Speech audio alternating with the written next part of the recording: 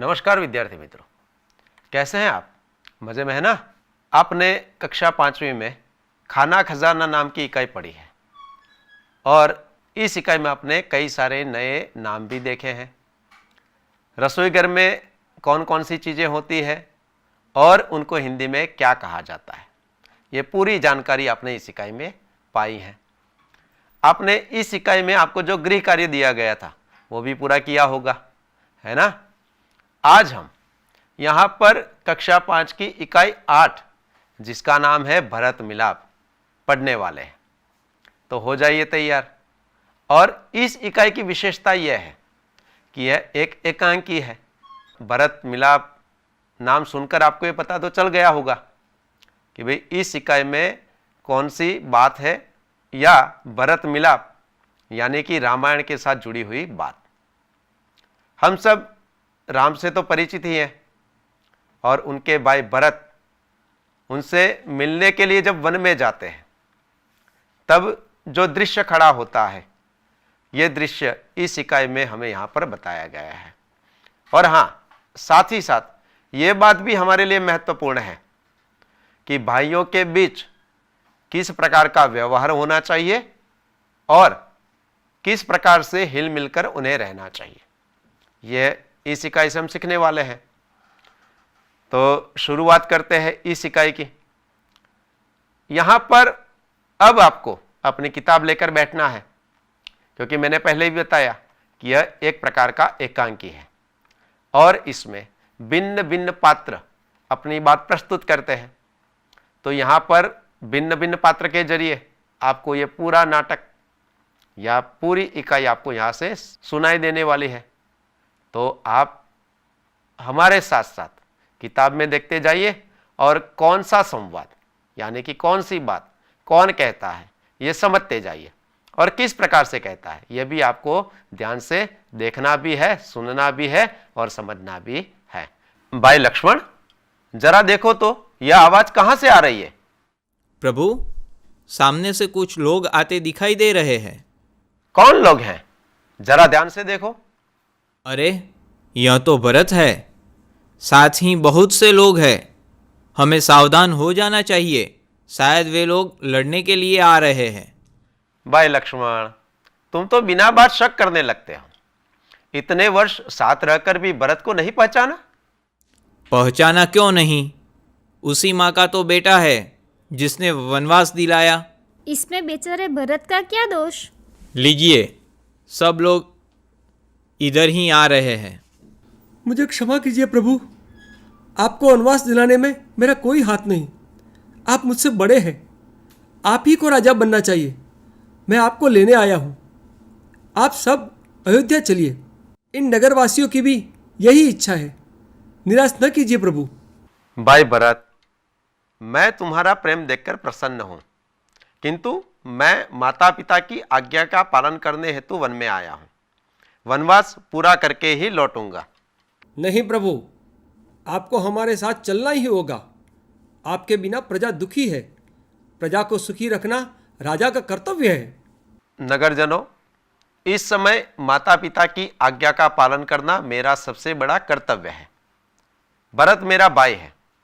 जब तक मैं वनवास पूरा करके न लौटूं तब तक भाई भरत आप सबके सुख दुख का ध्यान रखेगा। आप उसे राजा माने, यह मेरा आदेश है। अच्छा प्रभु, जैसी आपकी आज्ञा। पर मेरी एक विनती है, उसे स्वीकार करें। बोलो, क्या चाहते हो? मुझे आप अपने पांव की खड़ाऊ दे दे। खड़ाऊ? खड़ाऊ का क्या करोगे? इन्हें सिंहासन पर रखकर आपके लौटने तक सेवक की तरह राजकाज करूंगा। विद्यार्थी मित्रों, यहाँ पर इस इकाई में राम, लक्ष्मण, भरत, सीता और एक नागरिक के द्वारा किस प्रकार से ये पूरी बातें की गई है, ये आपने यहाँ पर सुनी।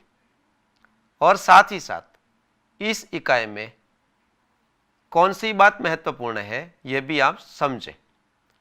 अब आपको ये लगा होगा कि भाई जब यहाँ से संवाद प्रस्तुत हो रहा था तो कई सारे विधान ऐसे भी थे कि कोष्टक में कुछ लिखा हुआ था, लेकिन ये तो यहाँ से नहीं बोला गया। तो ऐसा क्यों हुआ होगा? तो ये इसलिए है, आप अपनी किताब में भी ये देख सकते हैं कि इकाई की शुरुआत में दृश्य 1 से पहले कुछ लिखा हुआ है। जरा पढ़िए क्या लिखा है। तो एक कुटिया है और उस कुटिया के पास राम बैठे हैं, साथ में सीता भी बैठे हैं और लक्ष्मण उनके पास खड़े हैं। तो ये दृश्य इस प्रकार से होना चाहिए, ये इसकी समझ है। और मैंने शुरुआत में ही आपको बताया कि जब हम इस इकाई का नाट्यकरण करना चाहते हैं, यानी कि इसको प्रस्तुत करना चाहते हैं, तो हमें ये पूरा दृश्य वहां पर हमें खड़ा करना पड़ता है और उसके बाद हम इसे नाटक के रूप में प्रस्तुत कर सकते हैं। तो ये बात आपको यहां पर समझनी है। साथ ही साथ यहां पर हमें इस इकाई में 2 चित्र दिए गए हैं। इन चित्रों के जरिए हम ये पूरा दृश्य समझ सकते हैं। तो यहां पर हमें यह समझना है कि भरत के कारण ही अगर राम को वनवास मिला है और राम अपने माता पिता की आज्ञा का पालन करने के लिए वन में गए हैं और उनके साथ सीता और लक्ष्मण दोनों गए हैं, तो फिर भरत राम को मिलने के लिए क्यों आते हैं, यह यहां पर हमें सोचना भी है और समझना भी है। और उनके आने के बाद, यानी कि जब वो आते हैं और लक्ष्मण कहते हैं कि ये तो भरत है और उनके साथ कई सारे लोग हैं, तो राम कहते हैं कि हमें डरने की कोई आवश्यकता नहीं है। क्यों नहीं है, यह भी हमें यहां पर समझना है। तो इस इकाई में हमने ये पूरी बातें समझने का प्रयत्न किया है। इस इकाई में हमें कई सारे नए शब्द भी देखने को मिले। तो आइए, ये कौन कौन से शब्द हैं और उनका अर्थ क्या होता है, यह भी देखते हैं। यहां पर आप देख रहे हैं कुटिया। अब आपके संवाद में, यानी कि इस इकाई के संवाद में कहीं पर भी कुटिया शब्द नहीं आया, फिर भी हमारे लिए शब्द समझना बिल्कुल आवश्यक है। तो ये शुरुआत में कोष्टक में लिखा गया है कि राम वन में कुटिया में रहते थे। और कुटिया का मतलब क्या होगा, तो झोंपड़ी, और झोंपड़ी आपने देखी भी होगी। तो ये इस प्रकार से हम देख भी सकते हैं कि झोंपड़ी ऐसी हो सकती है, और जंगल में जब झोंपड़ी बनाते हैं तो घास फूस से ही ये बनती है, और इसी प्रकार की झोंपड़ी में लोग जंगल में रहते थे। और इस इकाई में भी इसी प्रकार की झोंपड़ी की बात है। दूसरा जो नया शब्द हमें देखने को मिला यह है शायद। शायद का मतलब होता है कदाचित, यानी कि यहां पर पता नहीं है क्यों ऐसा हो रहा है, लेकिन शायद ऐसा होगा, एक संभावना व्यक्त करने वाला ये शब्द है।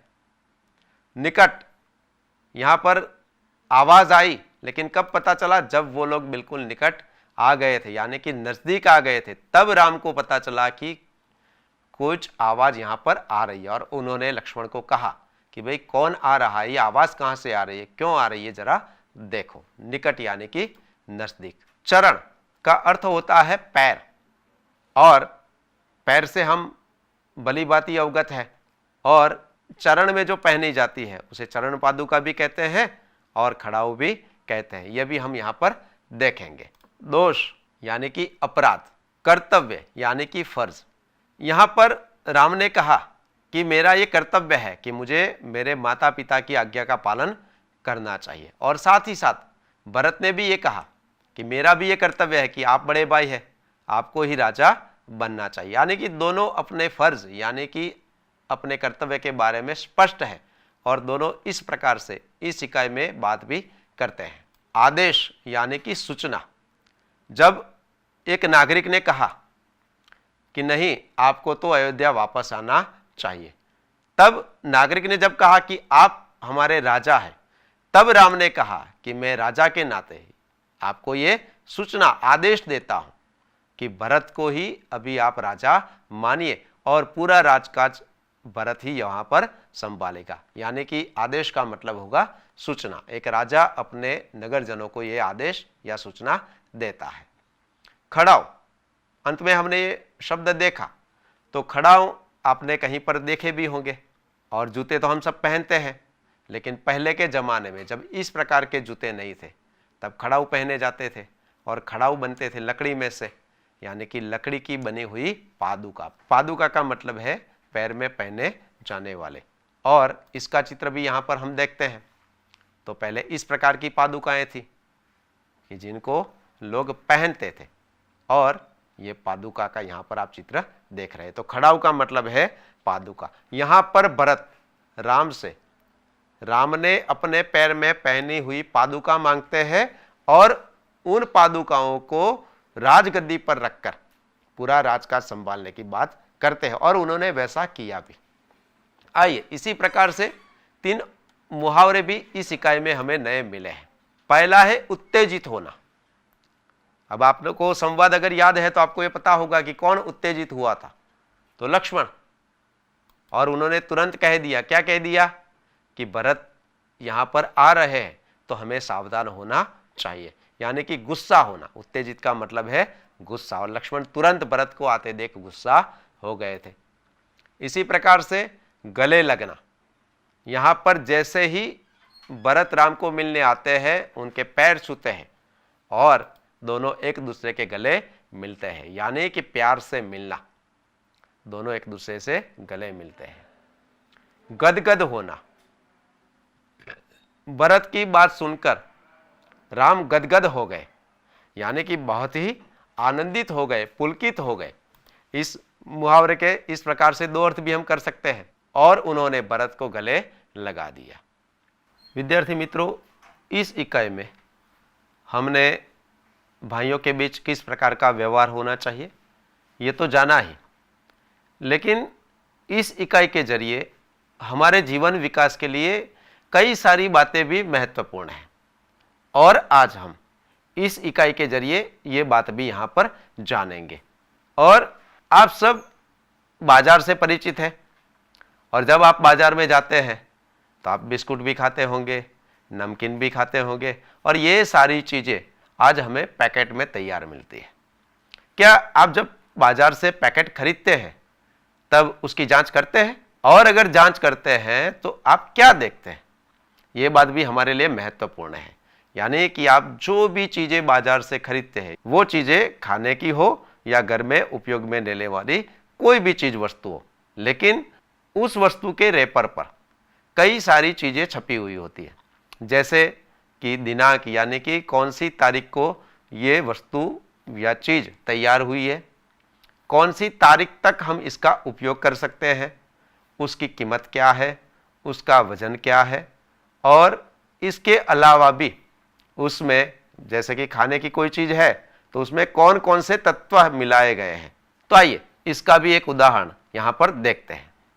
विद्यार्थी मित्रों, यहाँ पर आप देख रहे हैं ये फूड पैकेट है, यानी कि खाने की चीज वस्तु का पैकेट मैं यहाँ पर आपको दिखा रहा हूँ और इस पर जो भी बात छपी हुई है, यानी कि जो भी जानकारी है वो हमें देखनी चाहिए और इसके प्रश्न, यानी कि इस जानकारी से जुड़े हुए कुछ प्रश्न भी आपको दिए गए हैं और आपको उन प्रश्नों को समझकर उसके उत्तर भी देने हैं। तो इसे देखते हैं।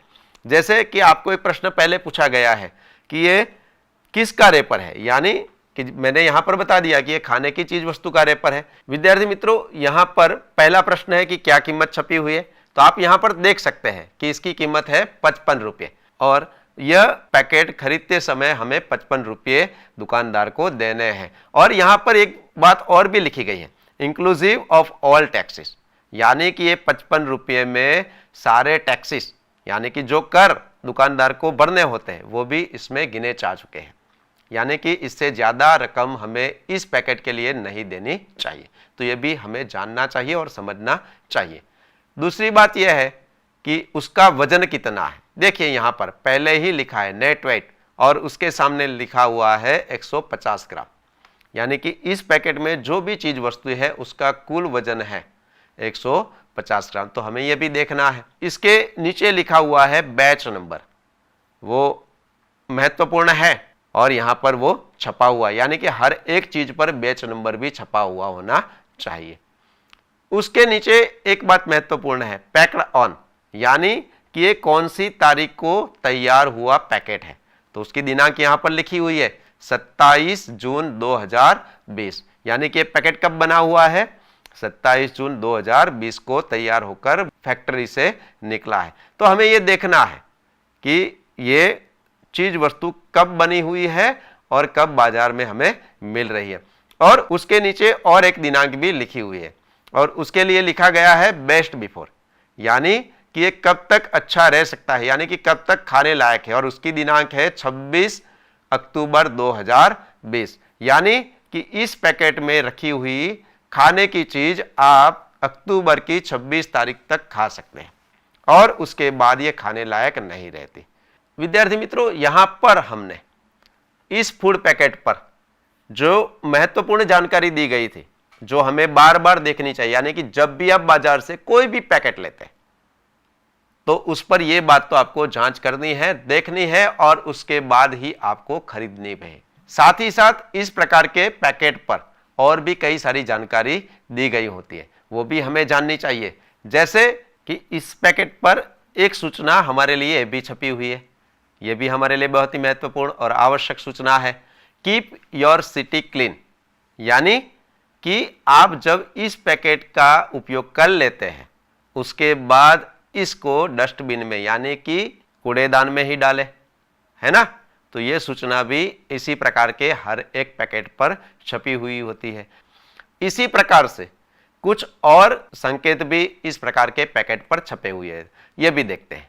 विद्यार्थी मित्रों, यहां पर आप देख रहे हैं कि एक संकेत हमें यहां पर दिखाई दे रहा है और यह संकेत हमें क्या सूचित करता है कि यह हरे रंग का एक संकेत है और हमें यह सूचित करता है कि यह शाकाहारी, यानी कि इसमें जो भी चीज वस्तु है वह शाकाहारी है। और इसी प्रकार का अगर लाल रंग का यह संकेत छपा हुआ है तो वह मांसाहारी खुराक है, यानी कि आप खाने की कोई भी चीज वस्तु तैयार पैकेट में बाजार से जब भी खरीदते हैं तो इस प्रकार के संकेत हमें देख लेने चाहिए ताकि हम ये भी जान सके कि भाई ये शाकाहारी है या मांसाहारी खुराक इसमें तैयार हुई है। तो ये जानकारी हमारे लिए बहुत ही आवश्यक है। आप जब भी कभी सड़क से पसार होते हैं तो सड़क की दोनों ओर कभी कभी कई प्रकार के संकेत के बोर्ड हमें देखने को मिलते हैं और ये संकेत क्या सूचित करते हैं, यानी कि कौन सी सूचना देते हैं, यह हमें जानकारी होनी चाहिए। जैसे कि ट्रैफिक के कई सारे प्रतीक या संकेत हमें देखने को मिलते हैं और उसी प्रकार से अगर खाने की सुविधा आगे उपलब्ध है, पेट्रोल की सुविधा आगे उपलब्ध है, अस्पताल की सुविधा आगे उपलब्ध है, तो इनके लिए संकेतों का उपयोग किया जाता है। तो आइए ऐसे ही कुछ संकेत हम यहाँ पर देखेंगे और उनकी जानकारी भी प्राप्त करेंगे। इस संकेत से तो आप परिचित ही होंगे और ये संकेत हमें क्या बताता है, हाँ, ये अस्पताल का संकेत है, यानी कि अस्पताल के आगे, यानी कि आप रास्ते में जाते हैं और अगर आगे अस्पताल है तो हमें इस प्रकार का संकेत देखने को मिलता है। ये संकेत कहाँ पर देखने को मिलता है, तो ये संकेत हमें रेलवे की पटरी के आसपास देखने को मिलता है और इसका अर्थ यह है कि रेलवे क्रॉसिंग है लेकिन कैसा है, अरक्षित है। यानी कि रेलवे की पटरी सड़क के बीच आती है लेकिन अरक्षित है, यानी कि जब भी रेलवे आएगी तो हमें बताया नहीं जाएगा, यानी कि हमें यहाँ पर सावधानी बरतनी चाहिए। यह संकेत हमें इस ओर इशारा करता है। इसी प्रकार से एक और संकेत देखते हैं। तो आप सड़क पार करते होंगे और कौन से समय हमें सड़क पार करनी चाहिए, तो ये समझ भी हमें यहाँ पर लेनी है।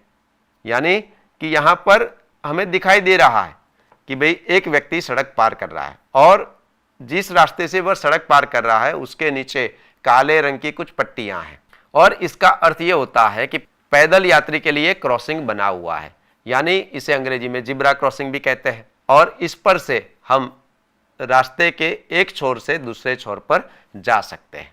यह संकेत है साइकिल के मार्ग के लिए, यानी कि इस मार्ग पर सिर्फ और सिर्फ साइकिल ही क्रॉस हो सकती है, यानी कि साइकिल क्रॉसिंग के लिए ये साइन बोर्ड या ये संकेत का बोर्ड हमें देखने को मिलता है। इस चित्र से तो आप अच्छी तरह से परिचित हैं, यानी कि जहां पर भी ऐसा संकेत हमें देखने को मिलता है वहां हम मोबाइल का उपयोग नहीं कर सकते। इसी प्रकार से यहाँ पर आप देख रहे हैं कि कार है और इसके लिए सूचना है कि आप यहाँ पर कार खड़ी नहीं कर सकते, यानी कि अंग्रेजी में कहते हैं नो पार्किंग। विद्यार्थी मित्रों, ऐसे कई सारे संकेत हमें समझने चाहिए ताकि हम उसका अच्छी तरह से पालन कर सके और साथ ही साथ जो पूरी व्यवस्था है उसको अच्छे से बनाए रखें। तो इसी प्रकार के कई सारे संकेत आप आगे भी समझने वाले हैं। और अब जब भी आप सड़क से निकलते हैं तो ये इस प्रकार के संकेत आपको देखने को मिलते हैं, तो आप ध्यान से देखिए और उसको समझने का प्रयत्न भी कीजिए। यहाँ पर हमने इस इकाई के जरिए हमें भाषा के कुछ तत्वों के बारे में भी जानना है कि भाई भाषा, अगर हमें हिंदी भाषा सीखनी है, सही रूप से भाषा का उपयोग करना है, तो भाषा में कई सारी बातें महत्वपूर्ण है और ऐसी ही कुछ जानकारी भी आज हम यहाँ पर देखेंगे और उसे समझने का भी प्रयत्न करेंगे। मैं यहाँ पर आपको कुछ नाम दिखाता हूँ। इन नामों से आप परिचित हैं। आपका भी नाम ये हो सकता है, आपके मित्रों का भी ये नाम हो सकता है, लेकिन ये नाम है और क्यों इसी प्रकार के नाम हम यहाँ पर पढ़ रहे हैं ये समझ लीजिए जरा। परेश, रमेश, वेदांत, मनाली, आस्था, प्रकाश, राम, किशन, तो ये नाम आपने यहाँ पर देखे। इसी प्रकार से कुछ और नाम देखते हैं। इन नामों को देखकर आपको ये तो पता चल गया होगा कि ये लड़के और लड़कियों के नाम है, स्त्री और पुरुष के नाम है ना। आइए कुछ और नाम देखते हैं, पढ़ते जाइए। ईडर, गांधीनगर, अहमदाबाद, राजकोट, खेड़ब्रह्मा, मुंबई। इन नामों को देखकर और पढ़कर आपको यह पता चल गया होगा कि ये सारे नाम किसी शहर के या गांव के हैं। देखते हैं आगे इसी प्रकार के और नाम।